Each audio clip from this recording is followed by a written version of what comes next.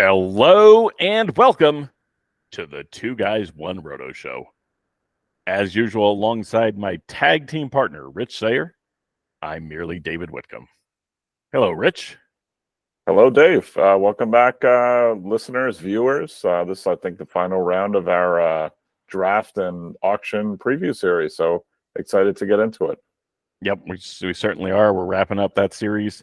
Looking forward to getting into some in-season content. The season technically underway with the two Soul Series games, one of which was a normal baseball game, one of which was less so. But it's still baseball nevertheless. It's good always to have baseball back in our lives. So we're going to dive right in. Today's episode is both starting pitching and relief pitching, sleepers and fades. Pitching's a little different animal, right? Because they don't necessarily follow standard ADP trends. Obviously, it's a part of our game. They're still going to you still got to draft pitchers and all that and whatever. But instead of going, inside the top 100, outside the top 200, something like that, what we decided to do was keep it within the pitcher ranks. So pretty simple. For our starting pitchers, our sleepers, or our fades rather, are inside the top 30 ADP. And our sleepers are outside the top 60 ADP, just among starting pitchers. And then for our closers or relievers, I guess, for our relief pitchers, it's the fades are inside the top 10 relievers, and our sleepers are outside the top 20 relievers. So pretty basic. We just thought that, that would whatever. We're going to cover 3 starting pitchers, both sleepers and fades apiece, and 2 relievers, sleepers and fades apiece. So we hope you enjoy. Rich, I typically lead these things off, but why don't you lead this off this week? Wonderful. I'll jump right in. I like to change the lineup spots here and there. So we're jumping in. I think we decided we're going to start with our fades this time. So I'm going to jump in. My first fade that I'm going to talk about is Zach Gallen. And then, so for me, there's no obvious, red flag here. But if you look at all of the trend lines overall, his K rate was the lowest of his career last year, and you kind of have a downward trend there if you look over the last few seasons. Now, to be fair, his walk rate is going down as well. So going more for the location, the control there, perhaps, than the raw stuff. But the exit velocity against him and max EV were both career highs last year as well. Fastball velocity is down. Never had a really special, swinging K rate. So I don't see him falling off a cliff, but for me, at an ADP among starters of 8 overall, it's just not somebody that I'm going to be taking. There's a bunch of guys that I see ranked in the 10 to 20 range that I'd straight up rather have than Gallen. Interesting. Okay. All right. So I'll segue into Rich. I'm going to play a little game with you here real quick. All right. We're going to have a quiz.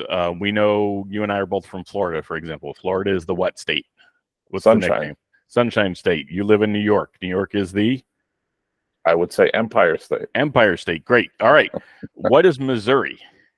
The Show Me State. The Show Me State. Good job. 2 points for you. So that leads into my first fade, which is Cole Reagans. And the reason we want to go the Show Me State is, he had a spectacular, and I mean spectacular beyond belief, like Jacob deGrom peak level run in the second half last year after he got traded to Kansas City. He just turned on the Jets and turned into one of the best pitchers in baseball. But he's being drafted 29th among pitchers. And just for me, I'd like a sample size of more than about 60 innings before I want to take him at that level. He's 4 separate times in his career at different levels, not just in the major leagues. He's walked more than 5 batters per 9. He has a career 10.5 to 4 strikeout to walk ratio across all levels. Not great. Obviously, it was much, much better than that with Kansas City last year. May have found a new level. As you like to joke, Rich, maybe he moved his finger an eighth of an inch on the ball, and now all of a sudden he's the best pitcher in baseball.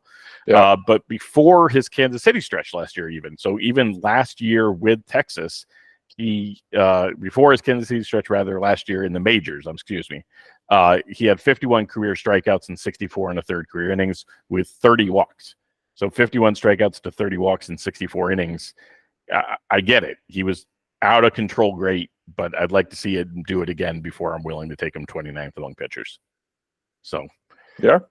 All right. You want to lead us into your second fade? My second fade, I'm going to go. Or do we want to go to the sleep? I don't remember. Do we alternate sleepers and we fades? usually alternate. Yeah. All right. So go ahead and do your first sleeper. Excuse me. I'm sorry. Didn't mean to interrupt. That works. No, either way. Yeah. So trading back and forth. I'm the optimistic guy again, so I like the sleepers. But my number one sleeper for this show and also for this season among starting pitchers is going to be Casey Mize. Right now, he's got an ADP of 116 among starting pitchers. So that's an average. If you're looking at a 12-team league, 9th or 10th starting pitcher on your roster. He's basically free at this point. Part of that, there's a lot of uncertainty. Tigers actually have a good staff at the moment, and they haven't had any injuries. So they got 6 legitimate starters, it looks like. What's going to happen? With the injury layoff, you could see him start in the minor leagues, try to maintain the innings that way. But we're talking about, he's coming back from Tommy John surgery. It's not a shoulder issue. You'll hear me say that a little bit as we go through this. But former 1-1 overall pick, out of college, not a prep arm, solid command, good slider, fantastic potentially splitter. And you look at him in spring and he's throwing up to 98 miles an hour with the fastball now. Additionally, I actually like the Tigers team for the first time in quite some time. And I think they're probably second in that division. And I think the AL Central might be the worst division in the league. So you got some lineups in there that are not very good. And I think that's, that's going to play out through the year. Interesting. Yep. That Casey Mize fits with my always bet on pedigree mantra.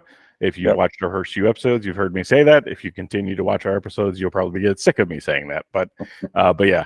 Anyway, my first sleeper among starting pitchers is the Brooklyn-born Tristan McKenzie.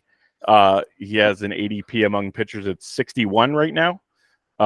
So I'm going to just say this right now. I'm just going to start off the bat, no pun intended, with saying that 2023 was just an injury-riddled disaster for this guy.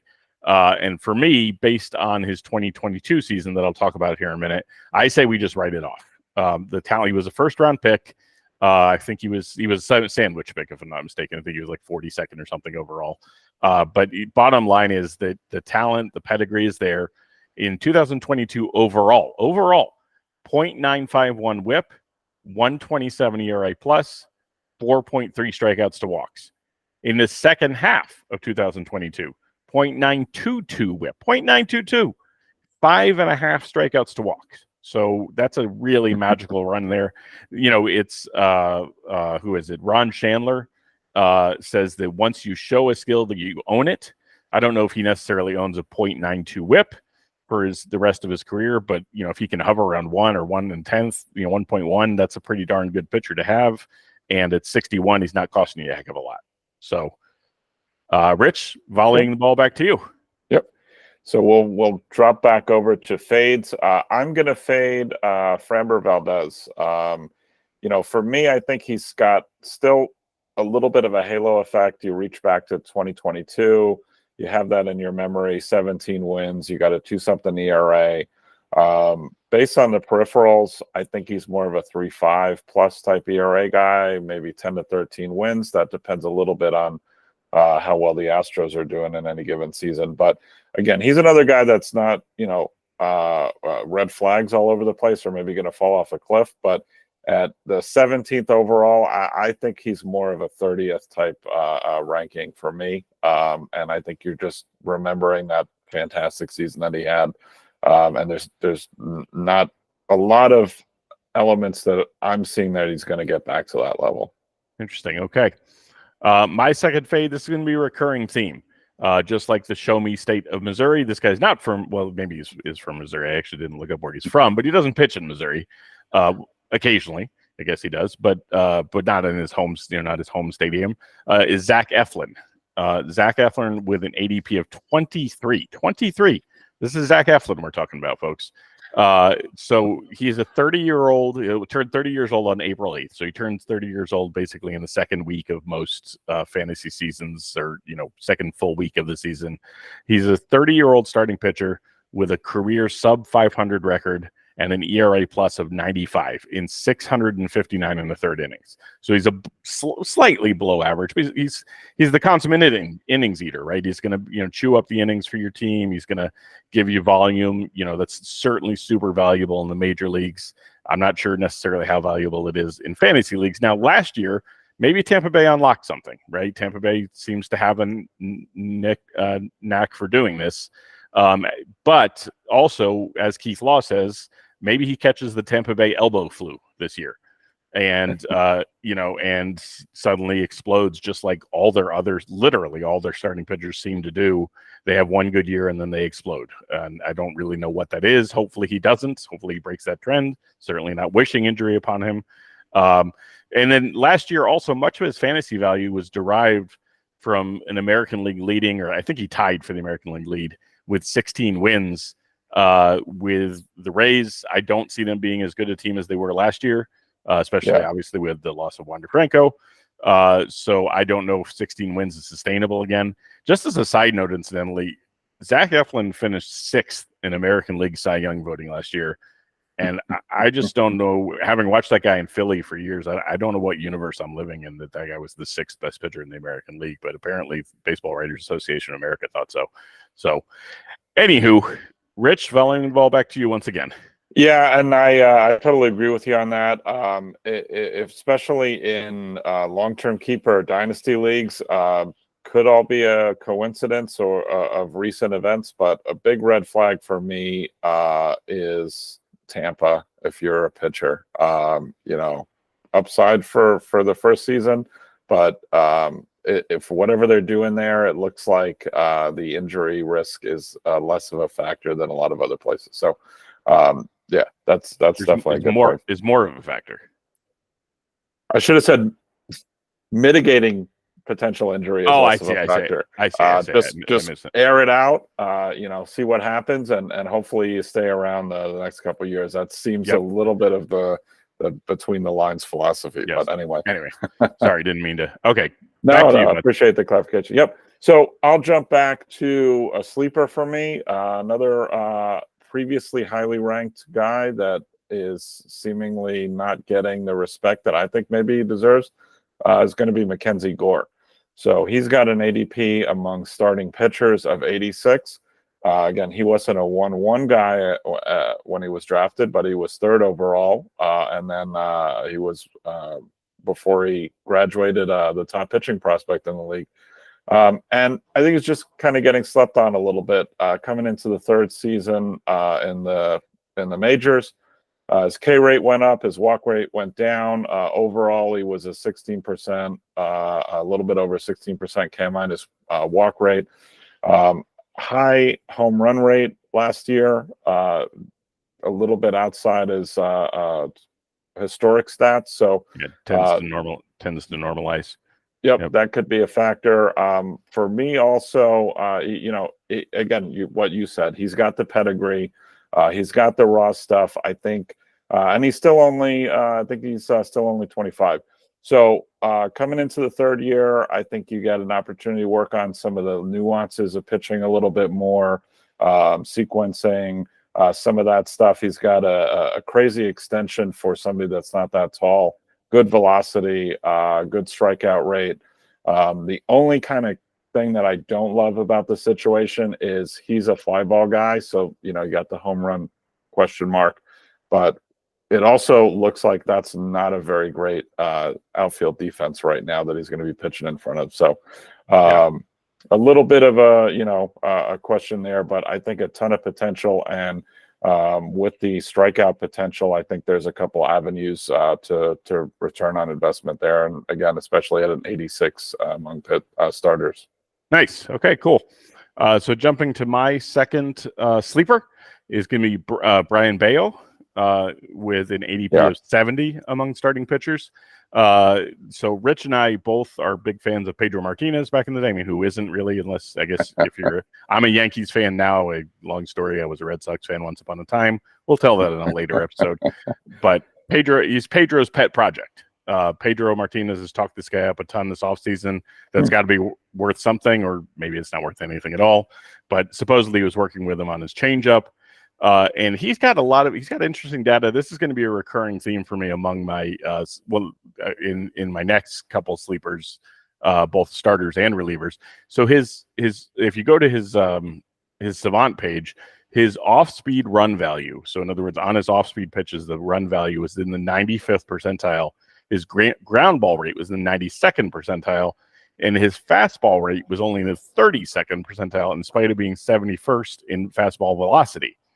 So it would stand to reason that just a little bit of consolidation, maybe a little bit, getting a little more oomph on the fastball as he matures. He's only 24 years old.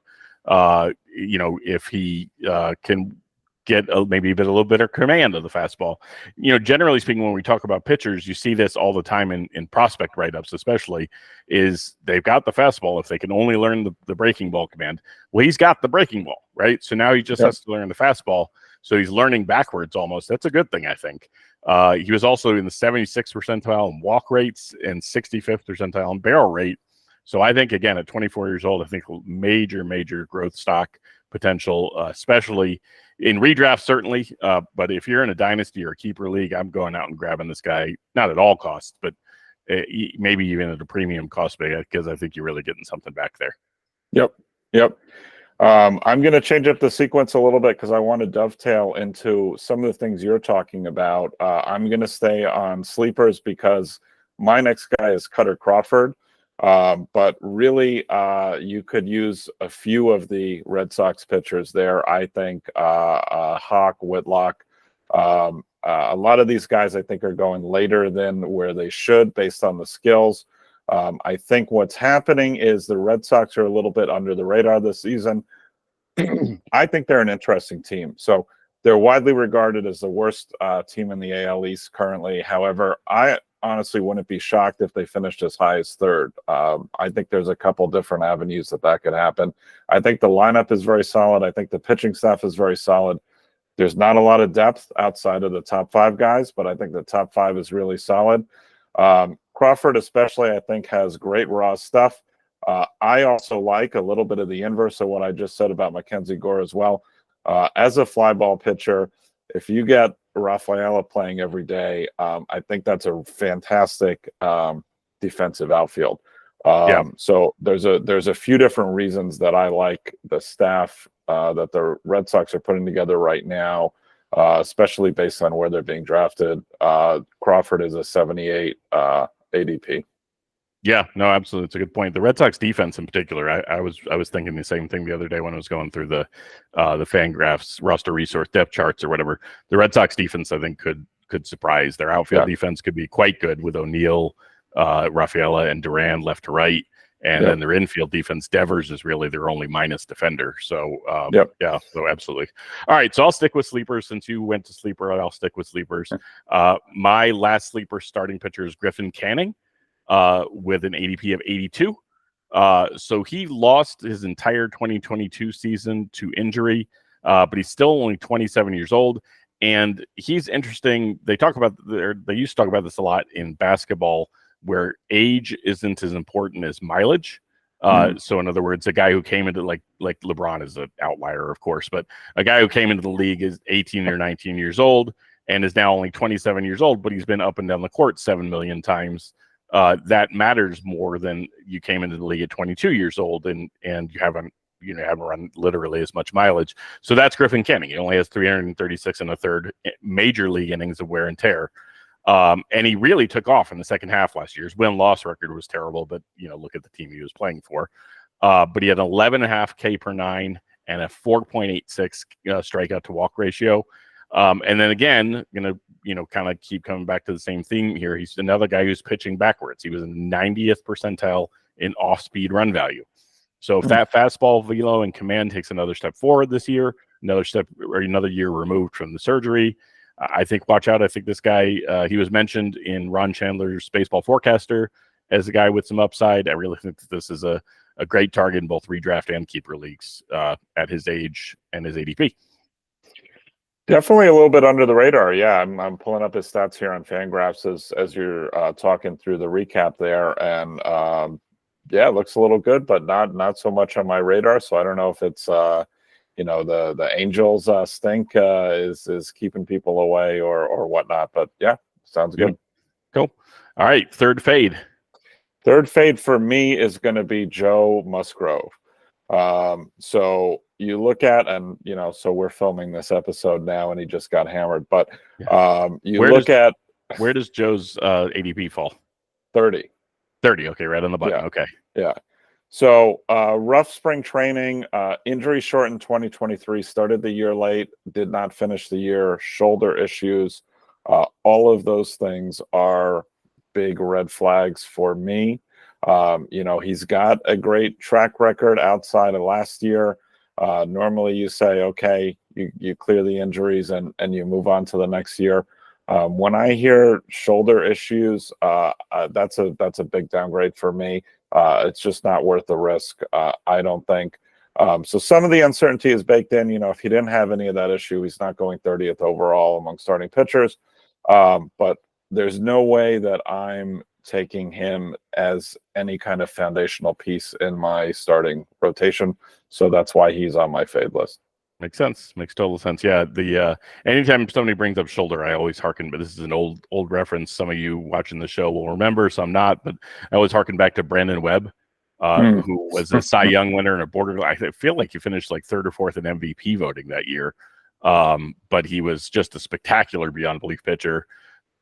Kind of shredded, must have shredded his shoulder doing it, and then returned the next year with diminished velocity and whatever. Had shoulder surgery and basically was never a major league pitcher ever again. He pretty much he came back a little bit, but he was just, whatever. Not to say that's going to happen to Musgrove. And again, we're not wishing injury on anyone. But that's a good point. All right. So my last sleeper, this is beating a dead horse here, is going to be Tarek Skubal at 14.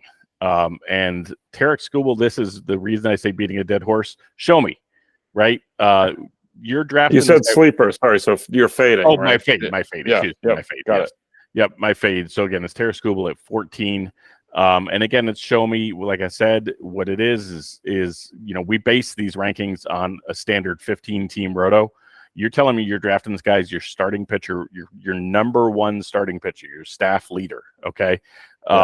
He strikeout to walk ratio for his career 3.36, 3.49, 3.66, 7.29. Which one of those numbers doesn't belong? So, maybe you took off last year. Maybe he moved his fingernail a bit on the ball, and now all of a sudden he's one of the best pitchers in baseball. And again, it was a magical run, kind of like I talked about with Tristan McKenzie. So maybe this is a little disingenuous of me to give McKenzie credit and take away credit from Skubal. I'm not sure.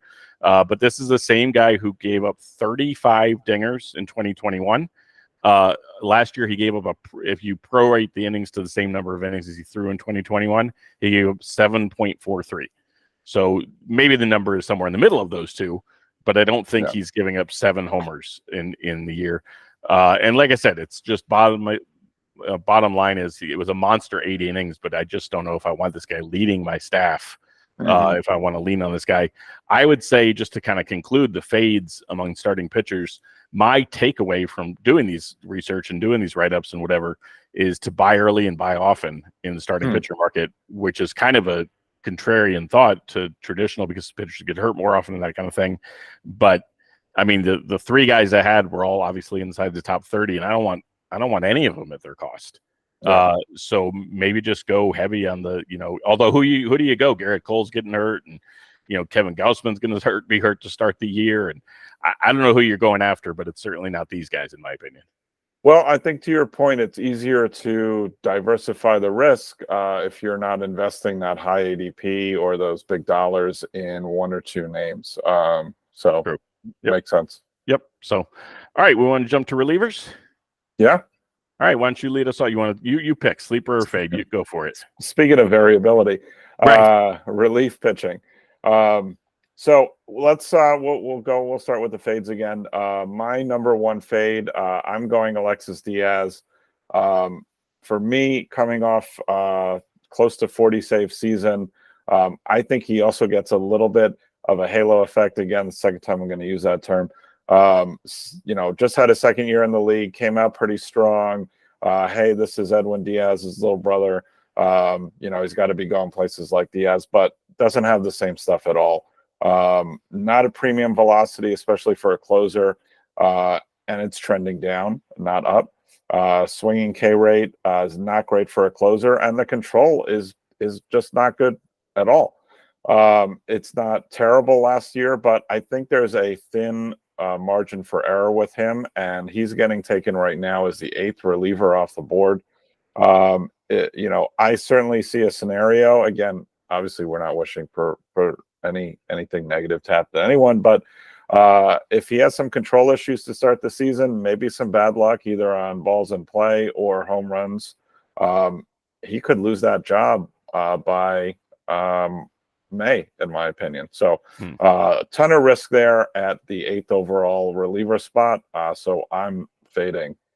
Interesting. Okay. Yeah. One, Cincinnati's obviously a team with high hopes this year.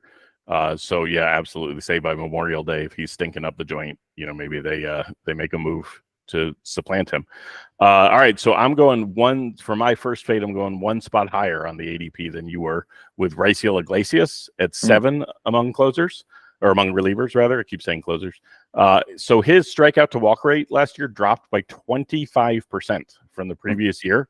His home runs jumped, and he posted the second worst whip of his career. Those don't seem like great signs for me. Oh, by the way, he's 34 years old. A lot of, like I talked about with the basketball corollary or whatever, a lot of mileage on that arm. If people forget, he actually started his career as a starting pitcher. It was short-lived, but he's got a lot of innings on that arm, and Atlanta's bullpen is loaded. So same kind of thing. Atlanta has World Series aspirations. Not to say Cincinnati doesn't, but Atlanta certainly has World Series aspirations this year, as do every team except for the Chicago White Sox. And so I would say, bottom line, I would rather invest in a younger than age 34 closer, I guess is what I'm trying to say. Yep, that's fair. All right, you want to jump to your first sleeper closer? Yeah. Reliever. So my first sleeper, I'm going Robert Stevenson. And so you probably know the story here. Just incredible run with Tampa. Second half of the year, always had kind of the raw stuff and bounced around a little bit. Always wanted to be starting and had that multi-inning reliever role. He's been injured a lot as well, so let's not gloss over that because he's starting the season injured. Yeah, he's again. Injured right now. Yeah. I actually think for the purpose of this discussion, that could be ultimately a benefit. So before the injury, signs with LA, getting a ton of helium. It's definitely a wild card. So you're going to have an easier time drafting him. I think the upside is just as good. Maybe the probability is not there. And you also, you don't want to bet a lot on 24 innings or, 30 innings, whatever it was, to close out the season. But at the same time, what he showed in those innings is not just like, hey, he was pretty good. Like the strikeouts, the control was like you just don't see. He was probably the best reliever in baseball over that run. Yeah. So I think, the injury is the big question, but I think for the moment that's depressing his draft stock. I think people have moved on. Los Angeles had not named him the closer anyway. I think they were going with Carlos Estevez. So of those. Where is that ADP again, by the way, Rich? 33 among 33, relievers. Okay. Yeah. Relievers, so, yes. Thank you. So I think you could grab him late. You're not really investing anything, and you see what happens. The upside is, could be the best reliever, the best stuff-wise, reliever or closer in the game. Yep, and the Angels certainly are paying him to be that, right? Like, Carlos Estevez, they don't have virtually anything invested in. If Robert Stevenson can come back and be the pitcher he was last year, certainly could assume that closer role and rack up the saves. So, all right. So my first sleeper, it's tough to pick between the two because I like them both a lot. All right, I'll go with the guy, the more fun of the two guys is going to be Hunter Harvey, with an ADP of 45 among relievers. So, and he's good, man. He's just good. I don't understand why everybody's sleeping on this guy. I mean, Washington's not necessarily a great team, although I think you and I have discussed off the show that I kind of actually like them a little bit for this year. But I mean, 3.97 career strikeout to walk, 1.05 career whip. I think he's the butt of a bunch of jokes because he failed as a starting pitcher. Didn't fail, but he got hurt as a starting pitcher, couldn't hold up. And he's kind of like, to your point with Robert Stevenson, he gets hurt a lot. He got hurt to end last year. He took over the closer role, excelled in the closer role for Washington last year, but got hurt, and it was reassumed by Kyle Finnegan, who's terrible. But anyway, but yeah, bottom line is I like Washington as a sleeper team, and to use, again, I'm going to keep borrowing from Baseball Forecaster, but to use their kind of their term up is 25 plus saves, I think. So, if he can stay healthy, I really think he could excel in that role. Yeah, arm talent is definitely there. Always been rooting for him. Had him in my minor league team many years ago, but I think that's a good pick. Yep. So, all right, second fade. Excuse me. Second fade. So I'm going to go with what did we define our fade range? Inside the top 10. Okay, so I cheated a little bit again. You always cheat. Or blurred the lines. Blurred the lines. Yes. Yeah. I'm going with Andres Munoz. I love the talent. I love the raw stuff. But again, missed time with a shoulder strain to start the year. Came out in June looking really good. And then we're not really sure what happened, but the strikeout stuff went way down. The walks went way up. Line drive percentage went way up, so it points to the stuff really not being there. I think maybe still dealing with some kind of element. He did right the ship a little bit at the end of the year, but I think the mindset is, was a lights out guy in 2022, and now he's ascended to be the closer in 2023 with Seawald being moved. So yeah, he's going to be a stud, and I just think there's a lot of risk there. Would some people call that a halo effect? It could be. Okay, gotcha. Yeah, no, absolutely. So, okay, I'm sorry I interrupted. Yeah, and that was it. That's it. Okay, gotcha. All right. So I kind of gave you the business for going outside the top 10. I technically went outside the top 10 for my fade reliever, but I'm going to say not really. So mine was the number 11 fade reliever, but that includes Cole Reagans in the reliever rankings, which he's not technically, obviously, a reliever. Right. So, but anyway, it's Paul Sewald. And Paul Sewald's fun because he's fun as a fade for me because his StatCast page is gorgeous. I mean, like lit up red beyond belief. Okay. He got traded to, obviously, we all know he traded from Seattle to Arizona. They fell in love with the guy. They had a whole entrance thing for him, and it's Seawald time, and the music played, the whole thing, whatever, not quite Edwin Diaz level, but the Diamondbacks fans fell in love with him. He just saved 13 games and 20 appearances for the National League champions. But buyer beware, same as Raisel Iglesias, he turns 34 years old in May. Okay. And he reminds me from, not necessarily from a stuff perspective, because he does have good stuff, but if anybody remembers the old closer for the Detroit Tigers, Todd Jones, who was just kind of a big, beefy, kind of almost fat guy with a big old mustache and whatever. And he used to say that he was just trying to get 3 outs before the opposition figured out he didn't have anything. Yeah. So that kind of reminds me of Paul Sewald. He's just trying to get the 3 outs before anybody realizes that they could just take pitches or maybe get hits off the guy, whatever. I don't want to invest in the closer, kind of to your point on the Alexis Diaz. I don't necessarily want to invest in the closer who job could be jeopardized. All closers are at risk of being usurped pretty much, except for, Mariano Rivera, I guess. But especially ones like him, where Arizona has championship aspirations. If he falters, they're going to make a move to Kevin Ginkel or, one of their other relievers, or maybe bring Nelson to the bullpen. I mean, there's a lot of options there. So, yeah. Anyway, all right. We're going to close it out with your second sleep. Well, you start off with your second sleeper, and then I've got my second sleeper, and then we'll close it out.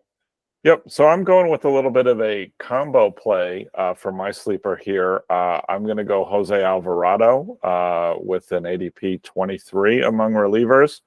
And then you're going to follow that up later at some point with Orion Kerkering.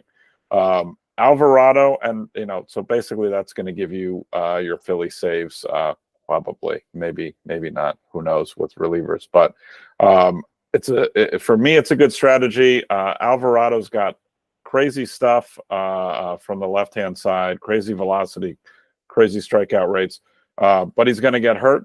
At the moment, he's probably going to start that job. Kerkering's been had some kind of illness, flu or something for the last couple of weeks. That's not great. But again, perhaps that's just depressing the hype train from leaving the station before your draft or before the season starts. So I think that's a combo that you can ride for saves the whole season, one way or the other.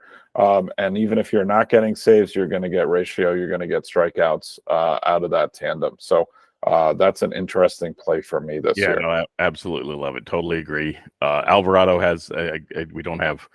Well, we could conceivably insert the GIF into the show, but neither one of us are smart enough to know how to do that. But Alvarado has one of the nastiest pitches I've ever seen. Oh my God! Yeah. Yep. And just look it up on Twitter or something. Alvarado nasty pitch or something. I'm sure you'll find it. Anyway. All right. So my last reliever, not closer, reliever sleeper is Justin Lawrence with an ADP of 73 among relievers.